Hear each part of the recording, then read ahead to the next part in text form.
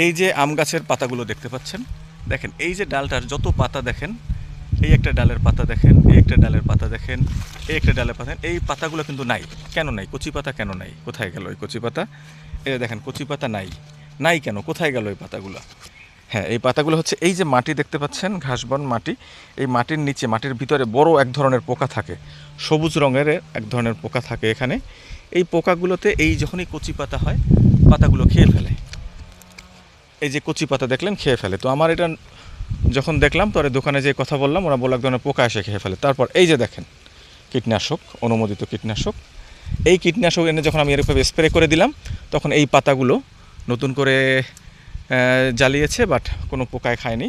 এখন আবার একটু স্প্রে করে দিয়ে যাচ্ছি, যাতে আর কোনো পোকায় না খেতে পারে। আপনারা অবশ্যই কীটনাশক দেওয়ার আগে যেটা এই গাছের জন্য অনুমোদিত সেটাই দেবেন, দোকানে আলাপ করে নেবেন, বা এর যারা এক্সপার্ট আছে তার সাথে আলাপ করে নেবেন।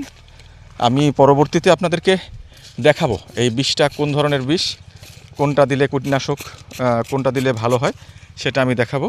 এই গাছটাতে আমি প্রথম থেকেই দিয়েছিলাম, দেখেন যে কারণে আল্লাহর রহমতে এই গাছটাতে, এই আম গাছটাতে একটা পোকাও পাতা খেতে পারে নাই।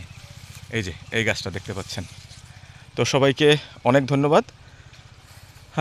আষাঢ় মাস এসেছে, বর্ষাকাল, এখন গাছ লাগানোর মৌসুম। সবাই অনেক বেশি বেশি গাছ লাগাবেন, ফলের গাছ লাগাবেন বাড়ির আঙিনায়, বাড়ির আশেপাশে। তো আমার ছোট্ট ফার্ম হাউস থেকে আপনাদের সবাইকে অনেক অনেক প্রীতি ও শুভেচ্ছা, সবাইকে ধন্যবাদ। আমার আম গাছের যত্নের ভিডিওটা আপনারা দেখলেন, ভালো লাগলে লাইক, কমেন্ট এবং সাবস্ক্রাইব করবেন। ধন্যবাদ। আসসালামু আলাইকুম।